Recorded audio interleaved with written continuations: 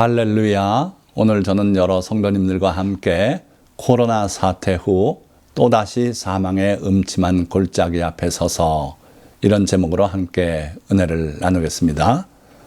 2025년도는 참 특이하게 시작이 됐어요. 미국의 LA 지역의 산불이 극심하게 타오르고 트럼프 대통령이 취임하고 관세를 실행하기 시작했죠.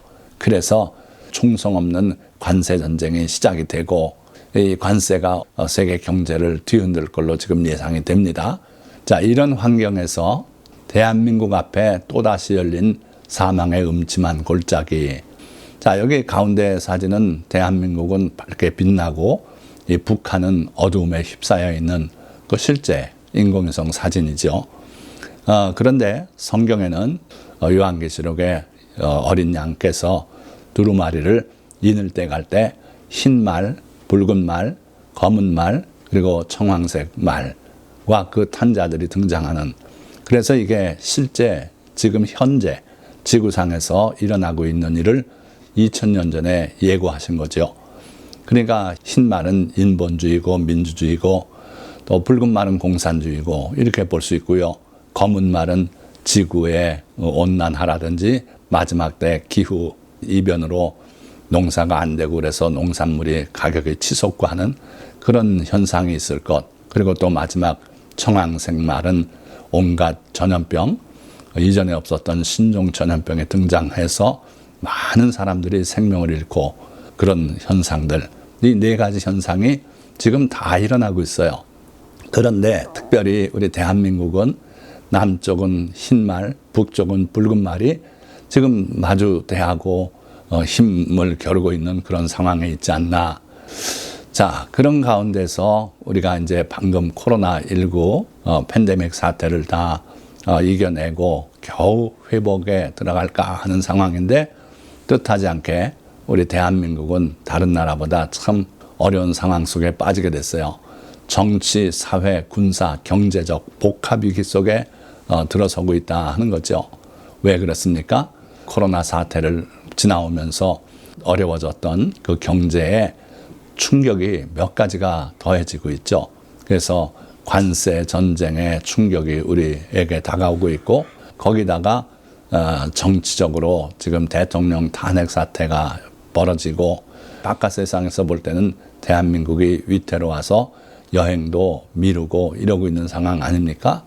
자, 대한민국에 닥친 이번 위기의 심각성은 어떤 면에 있는가? 말씀드린 것처럼 코로나 사태를 벗어나 경제 회복의 문 앞까지 왔다가 뜻하지 않게 맞게 된 복합 위기, 이게 이제 바로 이번 사태의 심각성을 더해주고 있다. 그래서 많은 분들이 대한민국의 공산화까지 우려하게 만드는 정치 상황이 벌어지고 있고, 거기에다 겹쳐서 터진 미국발 관세 전쟁, 그리고 다양한 경제 지표나 상황이 있어요. 그래서 이번 위기는 참 심각하다, 그렇게 걱정이 되는 거죠. 자, 지난날 우리 대한민국이 지나왔던 사망의 음침한 골짜기들, 여러 개의 사망의 음침한 골짜기를 우리는 잘 지나왔어요. 대한제국이 1910년에 나라를 잃고 말았죠.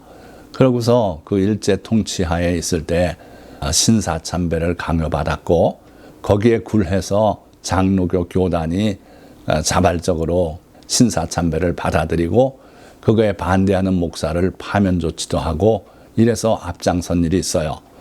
그러다가 1950년 6.25 전쟁을 겪었고요. 또 70년대에 5.1 쇼크, 그리고 1997년에는 외환위기로 나라가 정말 어려움에 빠진 적이 있고, 2008년도는 미국발 금융위기로 전 세계가 어려움에 빠진 적이 있어요. 그리고 19년도에는 중국발 코로나 위기가 닥쳐서 최근까지 그 영향을 받고 있지 않습니까? 자, 그리고 드디어 2025년 정치, 경제, 사회, 군사적 위기 속에 우리가 발을 들여놓게 됐다 하는 거죠. 자, 그러나 주님이 함께 하시고 그의 지팡이와 막대기가 있는 한 우리가 이번 사망의 음침한 골짜기도 해를 두려워할 것이 없다는 거예요. 그러나 유감스럽게도 우리 대한민국이 지금 무속의 일상화에 빠져 있어요. 대다수의 국민들이 무속을 악으로 여기지 않고 그저 재미로도 점도 보고 사주팔자도 보고 부적도 사서 지갑에 넣고 다니고 요즘은 이제 디지털화가 돼서 여러 가지 방식으로 이용되고 있고 그렇다 그래요. 자, 그러니까 무속의 일상화가 척결되지 않는 한 하나님께서 우리와 함께 하신다고 말할 수 없고 하나님의 지팡이와 막대기가 우리를 지켜준다고 아무도 자신 있게 말할 수 없는 거죠. 자, 두 번째 단락입니다. 대한민국에 왜 이런 어려움이 닥쳐왔는가? 자, 신명기 5장 19절의 말씀을 보니까 내가 만일 내 하나님 여호와를 잊어버리고 다른 신들을 따라 그들을 섬기며 그들에게 절하면 내가 너희에게 증거하노니 너희가 반드시 멸망할 것이라. 자, 두려운 말씀이에요. 이게 이스라엘 백성에게만 적용되는 말씀이냐? 그렇지 않습니다. 우리가 예수 그리스도를 통해서 하나님을 믿게 되고 그리고 하나님의 백성이 됐어요. 똑같은 원리가 우리에게 적용되는 겁니다. 그래서 하나님을 잊고 다른 신을 섬기거나 그들에게 절하면 너희도 반드시 멸망할 것이라. 이렇게 증언하고 있지 않습니까? 그런데 아까 대한민국에 지나온 사망의 음침한 골짜기를 소개할 때 처음에 말씀드린 게 바로 일제하에서 태양신을 섬기고 신사참배를 하고 거기에 대한민국의 교회가 오히려 앞장서서 그거에 반대하는 목사를 제명을 하고 그러지 않았습니까? 그랬으니까 우리가 분명히 여호와 하나님을 잊어버리고 다른 신에게 절하고 기독교가 오염됐었다 하는 거 아무도 부인할 수 없어요. 자, 이 사진이 바로 일제하에서 평양 장로회 총회가 앞장서서 이렇게 신사참배에 나서고 그 성도들에게 권하고 했던 그 사진이에요. 자, 그러면서 그 신사참배를 할 수 없다고 주장하는 주기철 목사를 파면에 처하고 그랬죠. 자, 그러고서 해방이 됐습니다마는 그 문제를 깨끗하게 회개로서 하나님 앞에 자백하고 했어야 되는데 그러질 못했어요. 그 결과 저는 그렇게 믿습니다. 1950년에 6.25 전쟁이 터졌죠. 그래서 많은 그리스도인들이 피를 흘리고 순교하고 그랬지 않았습니까? 그러니까 회개하지 못한 죄 또는 회개하지 않은 죄는 결코 그대로 사라지지 않아요. 그래서 우리가 오늘날 무속에 빠져서 대한민국이 온통 이런 분위기 속에 있다면 이 죄가 결국 대한민국을 망하게 할 수도 있다 하는 거죠. 그들을 신뢰해서 사기를 당하는 사건들이 벌어지고 이러고 있으니 대한민국이 바른 길을 가고 있는 건 아니다 하는 거죠. 그래서 재미로 보고 이건 하나님 앞엔 재미라고 할 수 없어요. 하나님이 미워하는 죄를 범하고 있는 것이다. 자, 신명기 18장 9절에서 11절 말씀 보니까 내 하나님 여호와께서 내게 주시는 땅에 들어가거든 너는 그 민족들의 가증한 행위를 본받지 말 것이니 그의 아들이나 딸을 불 가운데로 지나가게 하는 자나 점쟁이나 기륭을 말하는 자나 요술하는 자나 무당이나 진언자나 신접자나 박수나 초혼자를 너희 가운데 용납하지 말라. 내 하나님 여호와께서 내게 주시는 땅에 들어가거든 그랬어요. 이게 오늘날 우리에겐 무슨 의미입니까? 수천 년을 바라왔던 경제 부흥, 그래서 우리도 잘 살아보게 되고 아름다운 집을 짓고 살게 되고 그렇게 되거든 그걸 말하는 거죠. 그러니까 우리가 지금 그러한 처지에 있지 않습니까? 선진국의 대열에 들어왔고 세계 10대 무역국 중에 하나가 되었고 이렇게 됐어요. 그럴 때 조심하라는 거죠. 주변의 다른 민족들의 행위를 본받지 말라는 거예요. 그래서 점쟁이도 너희 가운데 있어서는 안 되고 무당도 안 되고 그리고 죽은 영혼을 불러내서 접하는 행위도 안 되고 초혼자들 용납하지 말라 그랬어요. 자, 그러시면서 이런 일을 행하는 모든 자를 여호와께서 가증히 여기시나니 이런 가증한 일로 말미암아 내 하나님 여호와께서 그들을 내 앞에서 쫓아내시느니라. 너는 내 하나님 여호와 앞에서 완전하라. 내가 쫓아낼 이 민족들은 기륭을 말하는 자나 점쟁이의 말을 듣거니와 내게는 내 하나님 여호와께서 이런 일을 용납하지 아니하시느니라. 아멘. 할렐루야. 그러니까 하나님은 이런 자들을 다 가증히 여기신대요. 점쟁이든 무당이든 요술을 하는 사람이든 다 가증히 여긴다. 그들 때문에, 그들의 가증한 일 때문에 하나님께서 그 가나안 땅에 살던 7족을 멸하고 내쫓으시는 것이다. 그러니까 너희는 하나님 앞에서 완전하거라. 먼저 살던 사람들처럼 그런 삶을 살아서는 안 된다. 그런 일을 하나님이 용납지 아니하신다. 자, 똑같은 그 원리가 우리 대한민국의 성도들, 대한민국에도 적용이 되는 겁니다. 그래서 우리가 이제 먹고 살게 되고 좀 살만하니까 온 세계 여행 다니면서 온갖 무속을 본받고 이건 안 된다 하는 거예요. 자, 또 다른 이유가 있습니까? 우리가 이런 어려움 가운데 들게 된 또 다른 이유 있습니다. 교회 타락 때문에 그래요. 예수님께서 마태복음 5장 13절에 그러니까 산상수훈을 통해서 이렇게 가르치셨죠. 너희는 세상의 소금이니 소금이 만일 그 맛을 잃으면 무엇으로 짜게 하리요? 후에는 아무 쓸데없어 다만 밖에 버려져 사람에게 밟힐 뿐이니라. 소금이 그 맛을 잃으면 무엇에 쓰겠습니까? 쓸데가 없다는 거죠. 그래서 밖에 내버려져서 사람에게 밟힐 뿐이라. 아주 명쾌하게 말씀하셨어요. 그런데 오늘날 대한민국 교회가 어쩌면 맛있는 소금이 되지 않았습니까? 무속이나 우상 숭배를 꺼리지 않아요. 그래서 옆 근처에 있는 절간에 축하를 보내고 또 성탄절에 축하해 준다고 고맙다고 그걸 현수막을 내걸고 이러고 있지 않나. 또 외국 매체까지 나서서 이단 교주의 성적 타락을 다 드러내고 그런데 일반인들이 그걸 구분합니까? 정통 교회인지 이단 교회인지 구분 못하는 상황 속에서 결국 교회가 그 꾸정물을 뒤집어 쓰게 되는 것이고 또 하나님의 계명을 다 버렸어요. 구약의 모든 율법은 다 지나간 것이다. 누가 그렇게 말합니까? 예수님은 1.1핵도 떨어지지 않고 다 이루겠다고 말씀하셨는데 그래서 우리 대한민국 교회가 하나님의 계명을 무시하고 살다 보니까 이런 일이 벌어지는 거예요.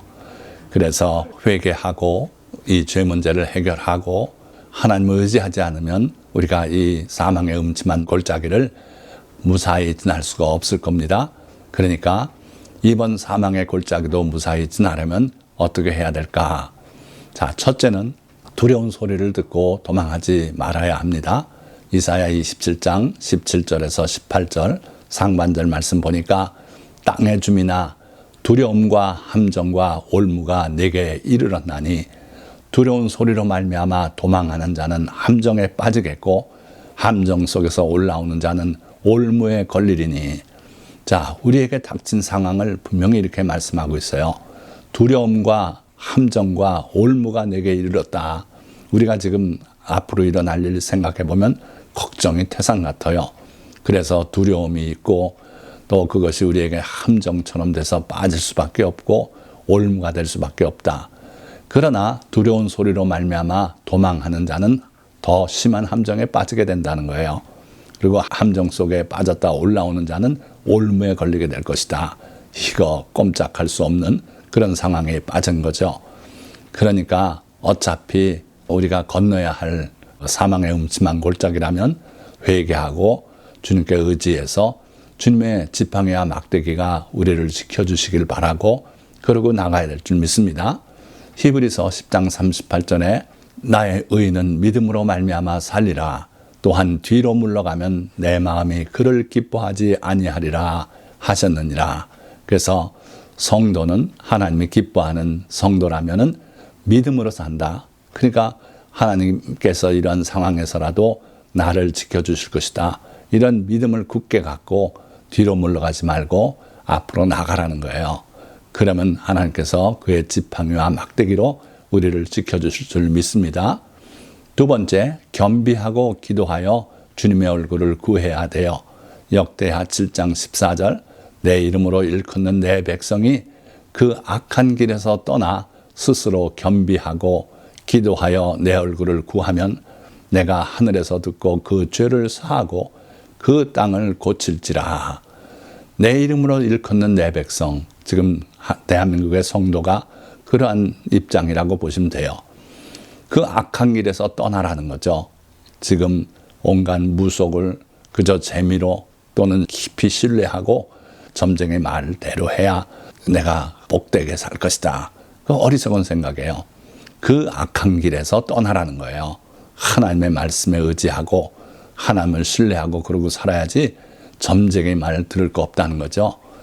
그러고 스스로 겸비하고 기도하여 내 얼굴을 구하면 우리가 해야 될 것은 겸손하게 낮춰야 돼요. 우리가 뭐 세계 10대 뭐고 이런 자랑할 거 없어요. 언제든지 그건 다 사라질 수 있는 거고 겸비해서 하나님께 기도하고 하나님의 얼굴을 하나님의 도우심을 구하면 내가 하늘에서 듣고 그 죄를 사하고 그 땅을 고칠지라. 이미 대한민국 땅은 오염됐어요. 죄로 오염됐고 자칫하면은 다 망하고 말 수밖에 없는 그런 상황이 됐다. 그럼에도 불구하고 하나님께 구하고 겸비하게 낮추고 죄에서 떠나고 하면은 하나님께서 하늘에서 들으시고 그 죄를 사하시고 그 땅을 고칠지라. 대한민국이 더 복되고 더 안전한 그런 나라가 될 것이다 하는 거예요. 자, 세 번째, 주님을 사랑하고 그의 계명을 지켜야 해요. 시편 91편 14절 말씀, 하나님이 이르시되 그가 나를 사랑한즉 내가 그를 건지리라. 그가 내 이름을 안즉 내가 그를 높이리라. 우리가 주님을 사랑해야 돼요. 그러면 하나님께서는 우리가 하나님을 사랑하는 그 사랑을 보시고 우리를 건져주시겠대요. 그가 내 이름을 안즉 내가 그를 높이리라. 우리가 참으로 주님을 알고 주님의 말씀을 깊이 묵상하고 그러고 살아가면 하나님께서 우리를 높여주시겠대요. 또 요한복음 14장 21절, 나의 계명을 지키는 자라야 나를 사랑하는 자니. 자, 앞에서 그가 나를 사랑한즉 내가 그를 건지리라 하셨는데, 그럼 어떻게 사는 사람이 주님을 사랑하는 자인가? 요한복음에서 답이 이렇게 나오죠. 나의 계명을 지키는 자라야 나를 사랑하는 자니. 주님의 계명을 지켜야 돼요. 그런 사람이 주님을 사랑하는 자고 그런 자를 주님이 또한 사랑하시고 건져주시겠다는 거예요. 나를 사랑하는 자는 내 아버지께 사랑을 받을 것이요 나도 그를 사랑하여 그에게 나를 나타내리라. 다른 여러 계명들도 우리가 존중하고 지켜야 되지만 다른 신 섬기지 말라는 것, 우상에게 절하지 말라는 것, 무속 따르지 말고 믿지 말라는 이런 계명들은 특별히 더 우리가 조심하고 지켜야 된다 하는 거죠. 자, 요한계시록 3장 8절 말씀 보니까 내가 작은 능력을 가지고서도 내 말을 지키며 내 이름을 배반하지 아니하였도다. 내가 나의 인내의 말씀을 지켰은즉 내가 또한 너를 지켜 시험의 때를 면하게 하리니 이는 장차 온 세상에 임하여 땅에 거하는 자들을 시험할 때라. 우리가 주님의 말씀을 지킬 때 주님도 우리를 지켜서 시험의 때를 면하게 해주신다 그랬어요. 할렐루야. 자, 그렇게만 산다면 시편 23편 4절에서 6절 말씀이 우리에게 응할 거예요. 내가 사망의 음침한 골짜기로 다닐지라도 해를 두려워하지 않을 것은 주께서 나와 함께 하심이라. 주의 지팡이와 막대기가 나를 안위하시나이다. 주께서 내 원수의 목전에서 내게 상을 차려주시고 기름을 내 머리에 부으셨으니 내 잔이 넘치나이다. 내 평생의 선하심과 인자하심이 반드시 나를 따르리니 내가 여호와의 집에 영원히 살리로다. 아멘. 할렐루야. 이 말씀대로 우리가 주님을 그렇게 섬기고 그렇게 믿고 주님의 말씀을 순종하고 이렇게 살 때에 비로소 주님의 약속의 말씀, 내가 사망의 음침한 골짜기로 다닐지라도 해를 두려워하지 않을 것, 그것은 주께서 나와 함께 하심이라. 하나님이 함께 하시고 주의 지팡이와 막대기가 나를 안위하시기 때문에 우리는 해를 입지 않을 것이다 하는 거예요. 그래서 내가 영원히 여호와의 집에 살 것이다. 아멘. 이러한 복이 여러분들에게 임하시기를 예수 그리스도의 이름으로 축원드립니다. 자, 말씀을 맺겠습니다. 코로나 사태를 겨우 벗어난 대한민국은 대통령 탄핵 사태 등으로 인해 일찍이 경험하지 못한 또 다른 사망의 음침한 골짜기 앞에 서게 되었습니다. 그러나 이럴 때일수록 우리는 두려움에 빠져 도망하거나 하나님이 아닌 다른 것을 찾거나 의지해서는 안 됩니다. 오직 하나님의 선하심과 인자하심을 믿으며 예수 그리스도를 굳게 믿고 그를 사랑하고 겸손히 그에게 부르짖으며 그의 계명에 따라 살아야 합니다.